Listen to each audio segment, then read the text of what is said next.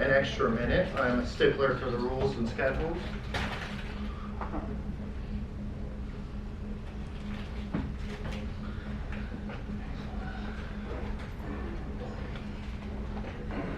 All right, I think that's enough waiting. Thank you for joining me here today at NOAI. It's a great honor to be here. I'd like to thank the organizers who had the poor judgment to allow me to speak for being here. If you don't know me, my name is Curtis Cummings. I'm a software engineer. I've been a technical consultant in software engineering for the last 10 years. I currently work for a company called Pixel Dash Studios. We're a game studio based out of Baton Rouge.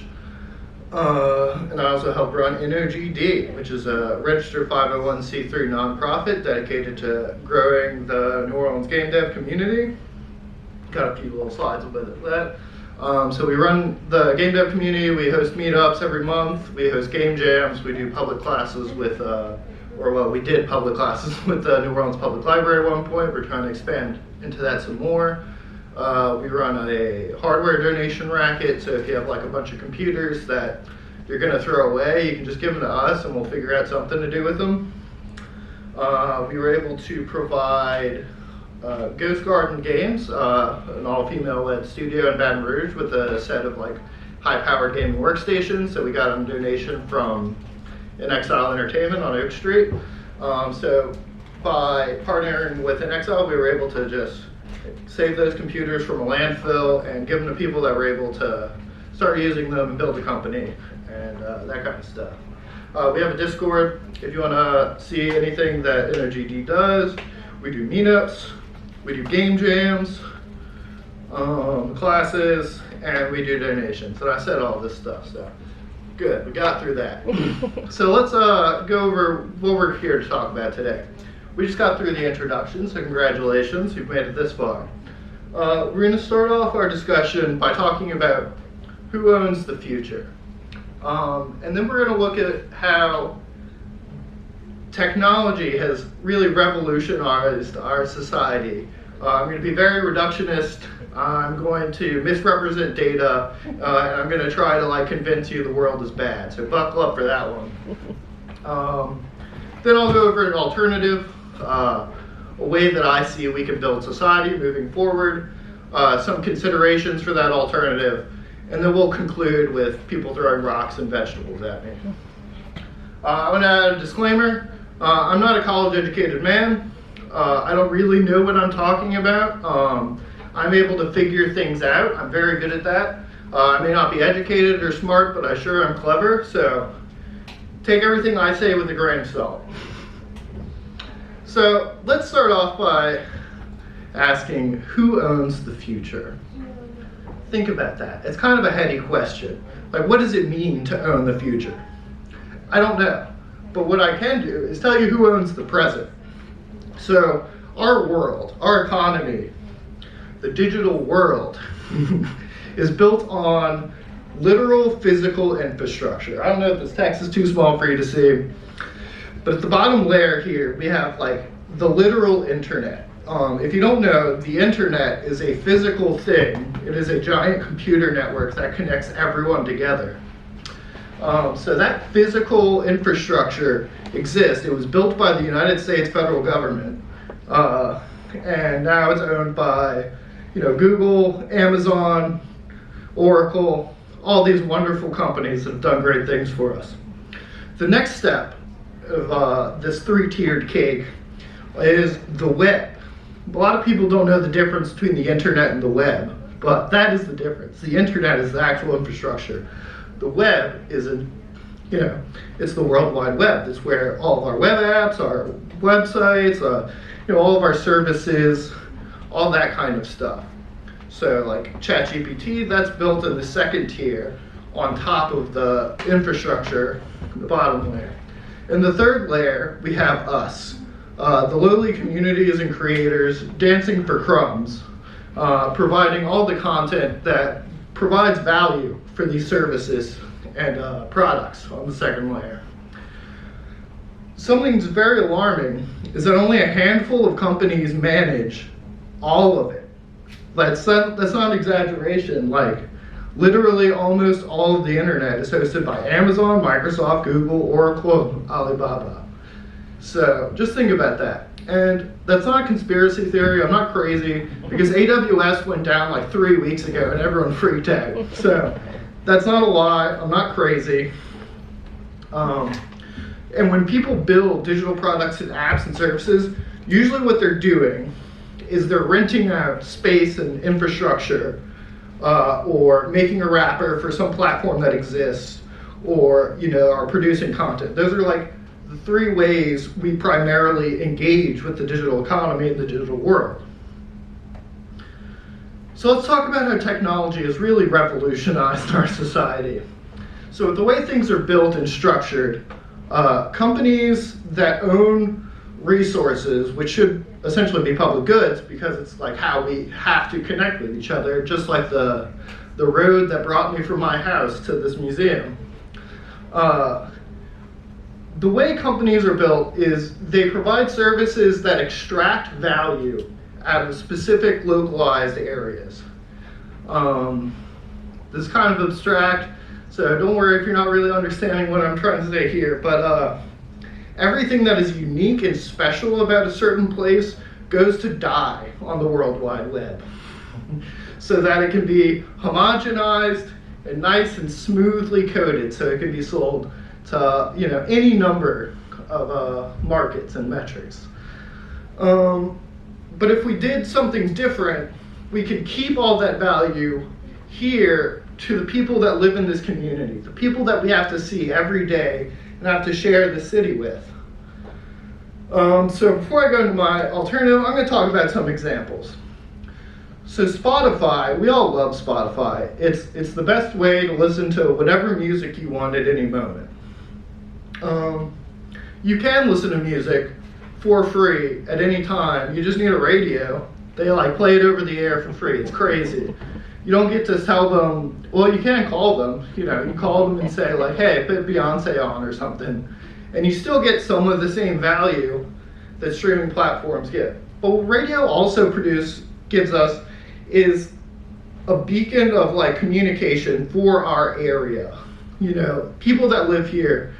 I don't know if you've ever been on a long road trip going through rural America, but there's a lot of Christian radio stations. Some people live so far from other people that hearing church on the radio is their form of community. You know what I mean? Not that that's great, but it's something. But here in New Orleans, we're special. We have WWOZ, W2L, WWNO, Q93, all the other great radio stations. They keep the pulse of the New Orleans spirit alive. Every hour on the hour, WWOZ goes through every single live concert at every single bar in the city. Most cities don't have that. You just don't have that because most people are listening to XM radio or Spotify or Apple Music or Tidal or whatever. And I don't know if you knew this, but Spotify is currently being sued for not managing troves of illegitimate streams through bots so that they could inflate numbers of big national artists like Drake, which gets them more money from advertisers, which makes it harder for smaller businesses to advertise on these platforms. Let's look at DoorDash. I'm not a perfect man. My sins are laid bare for all to see. I use DoorDash. What I found through going through my receipts on DoorDash is that there's a delivery fee and a service fee for every single order. Every time you order DoorDash, literally 20% on top of the cost of the food is charged to you in form of these fees. You're like, oh, well, I pay for Dash Pass. You're even more of a fool than I. I'm just kidding. But we're paying 20% tax. In Louisiana, we already have the highest combined sales tax. And we're giving another 20% to some jerks in California, or Delaware, sorry. So what I want to express is there's a different solution here. If we had some sort of, distributed infrastructure that was owned by like the community, right? You know, DoorDash has to charge us 20% for their hosting costs or whatever. They get it way cheaper than that. But imagine if that 20% went to the community that you lived in. You know, what if there were a structure to charge people on top of the cost of goods and services to have that money be recirculated to the community? I don't know of a single thing that can circulate money like that. Someone who's good at money can tell me. I think it's called taxes, but whatever. So if you set up these centers, and I like to use the example of a public library. That's something concrete people can wrap their head around. I don't think necessarily libraries should be these places, but a place where we have computing resources, you know, servers for people who host web apps, you know, GPUs to train data models, all kinds of stuff that people who want to use technology to better themselves, their lives, or their community can have access to those resources to make that dream a reality. There are too many young people today that are, you know, they grow up with smartphones. I'm a young guy, I'll admit, but I'm slightly older than most young people, and I grew up using the web, the World Wide Web. And it was different, you know, we didn't have these mega corporations worth billions of dollars creating new and fun ways to hypnotize us and to keep scrolling endlessly so that we can see more ads and be influenced in whatever way that who knows what these guys want us to think. Anyway, so what the functions of these computer centers is fourfold in my mind. There's an education component. If we have these centers and we have these places where all of this stuff can happen, we can teach people how to use computers. You know, there's like jobs for like data annotation services. Like people will pay you just like go on a computer and say like, yep, that's a picture of a dog. Yep, that's a picture of a chair, so that they can train AI models to like recognize certain things in images. You can also use that as an opportunity to teach elderly people how to use a computer, you know? This isn't like a super complex job that needs to be done, but you can like frame it in a way that's like helpful. Because if we teach people how technology works and how to make use of it, then they can't be bamboozled by whatever dancing holograms on the cave wall may appear. It's good for entrepreneurship as well. You want to give people the resources to succeed. The reason why Silicon Valley has been like the big place for all the tech industry is because it's where all the money is, you know? Silicon Valley was built by like defense companies and stuff who, you know, sold technology to the American military and the government and foreign governments as well. And they got a whole shit ton of money. I don't know if you know what happened between like 1942 and 1995, but there was a lot of wars everywhere. God bless America. Anyway, sorry. But yeah, if you give people resources, then people will find ways to use the resources to better their lives and the people around them. That's just, I think we can all agree on that point, maybe. This is a hub for culture as well. And I think something that gets a lot of lost in a lot of conversations about AI and art and stuff is that these big AI models run by like OpenAI or closed AI, they are taught on everything. And that has, well, if you're making a large language model that wants to make a statistical model of what someone would say given a certain prompt, that makes sense. But when you're trying to make art, you know, you have like a direct vision and you, the person, the creator or whatever, sees that vision through and creates it.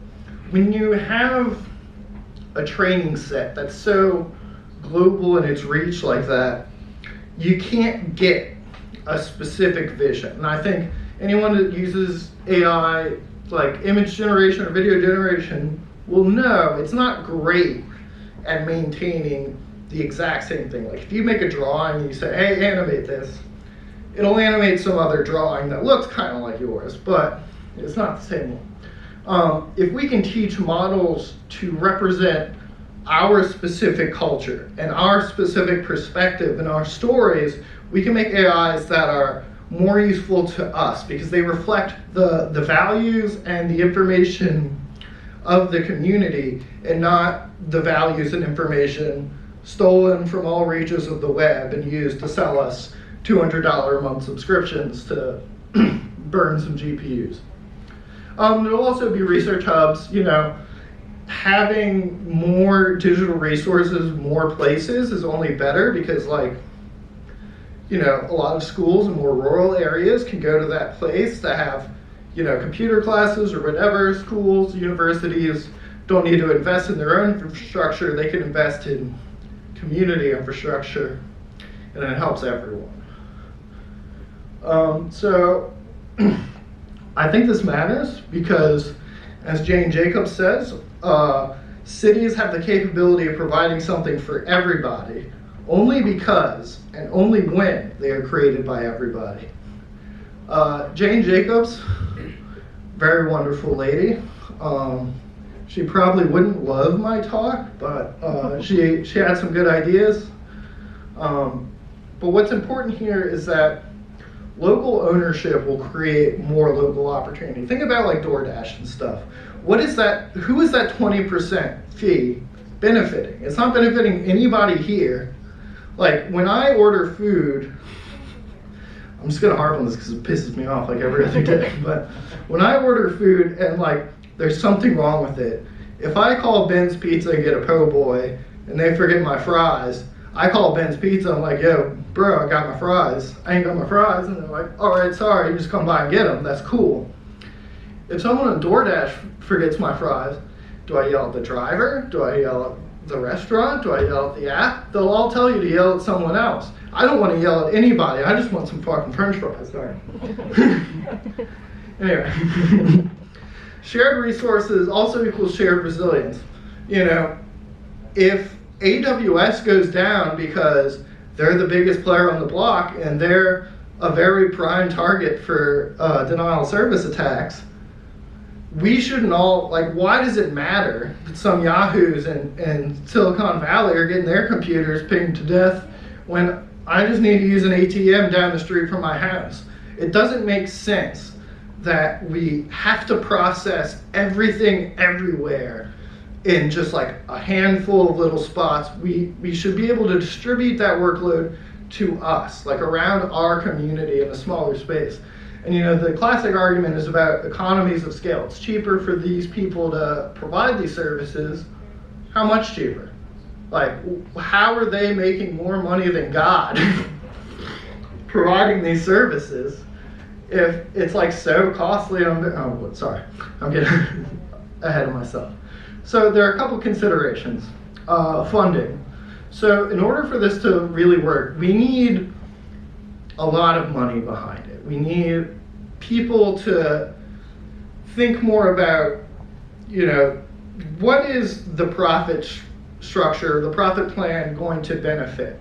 When it's a corporation like Amazon, their primary goal is to make more money and more value for their stockholders, which will come at the expense of our conveniences and our lives because they're not concerned with that. They're concerned with getting you to spend more and more money on their services. And they will use their resources to figure out more ways to convince you to do that. And we should say no to that. We need governance and transparency. The only way this really works is if there's no closed doors. And that's kind of the core message here is that when things are owned by the community, there's real accountability, If the locally generated AI model goes around calling itself the robot Fuhrer, someone should have to answer it for why it's saying that, Someone put something in there. So governance and transparency is very important. Education pipelines, this kind of future can't exist if we don't teach kids about technology and how it works. Like we've gotten to a point where children just like don't know how to use computers. It's like a weird, sad reality. But when the world got taken offline from the pandemic, we weren't, like, society was not ready for that. Like, kids lost like 3 years of school not knowing how to set up like the infrastructure for student learning and stuff. And if we had these kinds of platforms where there was a data center like at 5 places in the state, like Louisiana, or sorry, I call it New Orleans, Louisiana, New Orleans, Baton Rouge, Lafayette, Alexandria, Shreveport, Monroe. If there were data centers there and everyone in the surrounding areas of all those data centers had fiber connections and everything was like nice and resilient, we wouldn't have a guy with $1 trillion saying, oh, why don't you just beam everything through space? That seems way more efficient. And the last consideration is cultural preservation. We want to create a future where the culture bearers are the ones that get to profit and live nice, sustainable lives. The people that make all the reason for the connection that we seek through the internet and the web and all these social media platforms, those people need to be the ones that benefit, not the people in a C-suite boardroom. Education is like a really big deal and aspect of this. I think like education programs, especially for the youth, are very good. If we want people to build a future that's better, we need to teach kids specifically how technology works and how to use it responsibly and sustainably. During the Cold War, when the United States was in a race with the Soviet Union to get to the moon, you know what the government did? They crammed kids into schools. They worked super hard to teach every kid about science, math, and engineering so that a couple of years later, some of those kids will be in college and work for NASA under some disreputable folks, and they're going to go to the moon. But yeah, cultural preservation is another important thing. So I was in band in school, so I learned how to play music. We marched in Mardi Gras parades. It was a great way to, associate with the long tradition of our city and our culture and the place that we live. If you're like a kid in New Orleans and you and your friends get like some instruments from a pawn shop or something and you want to play music, you got to go to a store and you got to buy a book of music. That sucks. They don't have music books in libraries. I don't know if you knew that. They don't. And it's ridiculous. We should be like digitizing, but that's another topic, sorry. But we can digitize artifacts of our culture and preserve them forever. Think about like Roblox or Fortnite or something, where kids have access to tools where they can build their own worlds. What if they had like an asset of like digital, like a digital library of New Orleans cultural artifacts that were like 3D scanned or photogrammetry, whatever, to turn into 3D models that they can use in their Roblox worlds or whatever it is kids do on computers these days. We can train our AI to reflect our local identity and the values of our city and our community, and we can lead the way in developing community-led data projects. There's all kinds of data.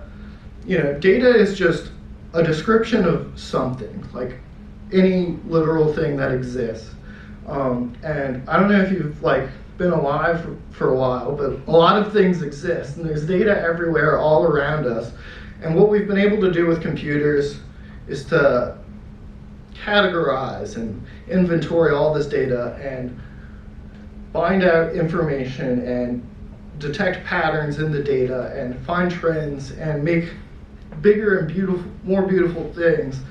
If we have these computer centers or data centers, we could be just paying people like minimum wage or whatever to catalog data, annotate stuff, and make, provide for our own development. So I live in Chalmette. I don't know if you've been to Chalmette, but there's a lot of like car shops, boat shops and stuff. And I was thinking, I ordered this little OBD2 sensor that I can plug in my laptop and run a program to read the diagnostic stuff in the car.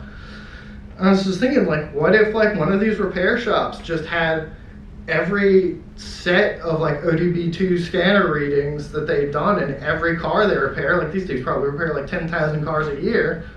You know, you annotate that and like, oh yeah, this one had a misfiring cylinder, this one had this, whatever. You can make a diagnostic AI platform. You just plug into a car, it reads all the things and says, okay, your car's fucked up. And you're like, all right, I already knew that part. But yeah, a million ideas. That's something I just came up with today. So what I want everyone to take away from this is that we need to support public digital infrastructure. We cannot just let these companies siphon away all of our money for what, I ask you? What have they really done for us? Support education and youth programs, and build businesses that invest in your community, that really help the people around you, you know? As Martin Luther King Jr. said, we're tied together in the single garment of destiny. And yeah, that's it.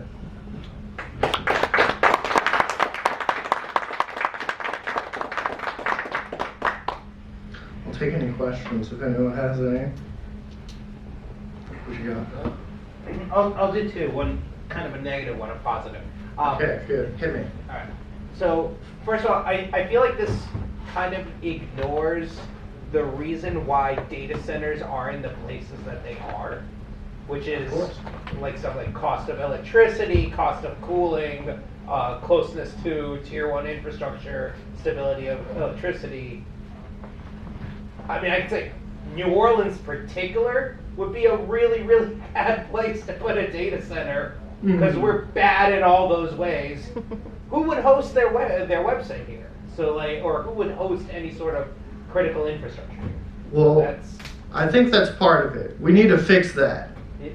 And paying 20% on top of, you know, things that we get from a place down the street to some corporation in California is not helping us fix any of that.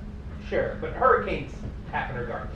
Yeah. I'll give you the positive one. So a couple years ago, I ran a project for a climate tech company, and this unfortunately didn't go anywhere.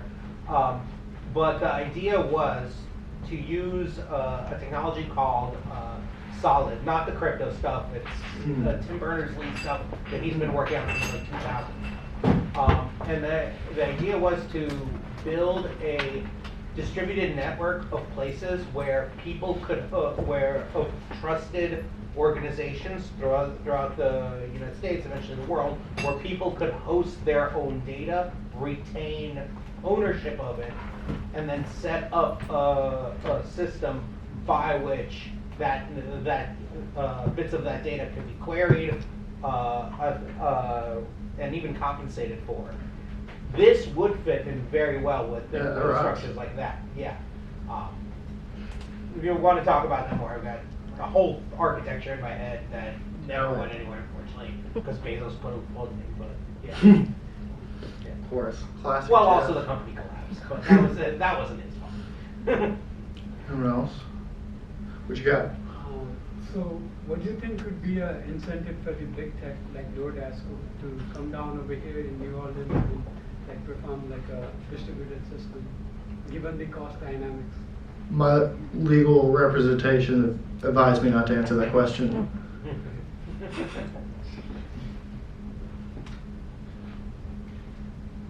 Yeah.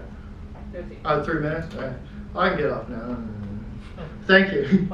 I was just going to his question about like data centers. I think like China's doing data centers in the ocean, like underneath the water. Yeah, So I've seen stuff like that. Maybe New Orleans might be, if it's able to utilize the Gulf and, Or have the a windmill lake. farm out there, that maybe it actually could be a place for a data center. Yeah. It could be something. I don't know. Like I said, I don't know how to do this. I just don't like corporations. But yeah, thank you.